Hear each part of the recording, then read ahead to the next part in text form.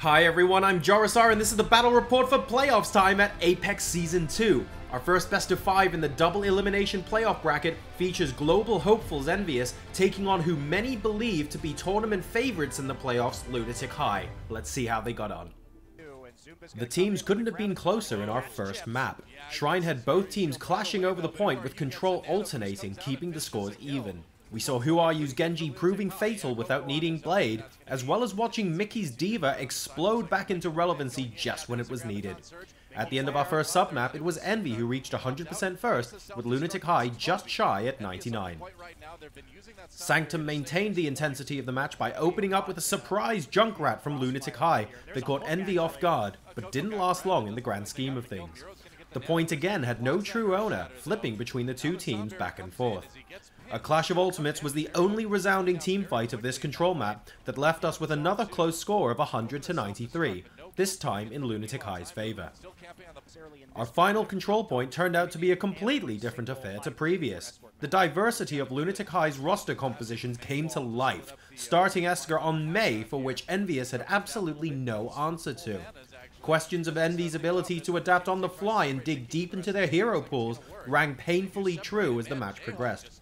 They couldn't find a solution to shut down the duo of Esca and Whoru and got swept out of each team fight, losing Village by 100% to 0 and thus giving Lunatic-Hai the first map point.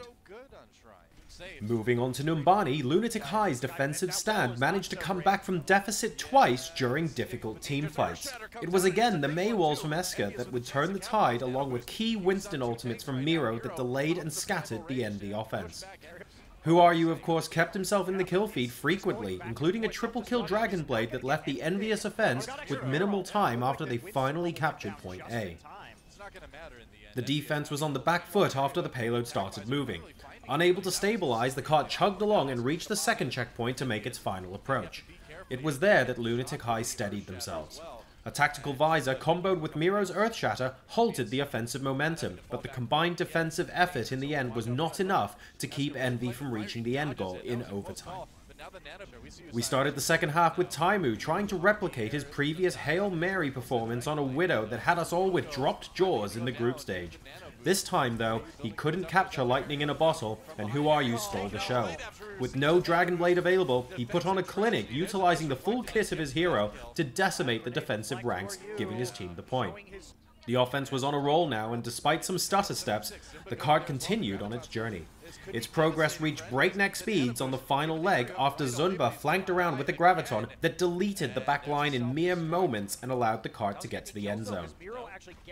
As a result of their offensive round, Envy's time bank was empty, which meant Lunatic-Hai had a clear-cut win condition by only needing point A. Their high ground dive composition sent Miro's Winston and Whoru's Genji up into the catwalks, but it was Esca with the tactical visor that made the difference in the end, slaying defenders and putting Lunatic-Hai 2-0 up in the series. Match point Hanamura. For the second time today, Lunatic-Hai defended a point using a Torbjorn, while Taimou, again seduced by previous success, chose Widowmaker. Those two composition choices defined our first round. Taimou was almost constantly occupied with a mission of hunting and destroying the Torbjorn turret, leaving his team with little high ground cover. This proved fatal for the Envy offense during teamfights, including a Zunba Graviton and Whoru Dragon Blade killing spree that cemented a full hold, ending our first half. Lunatic-Hai's turn at offense was a whirlwind experience, ending as abruptly as it started. Ryujehong flexed his ability to dig deep into his hero pool and brought out a Zenyatta that decided the fate of the EnVyUs defenders one Discord orb at a time. The end result was a full team wipe that salted the wound of Envy's second successive loss by winning to love.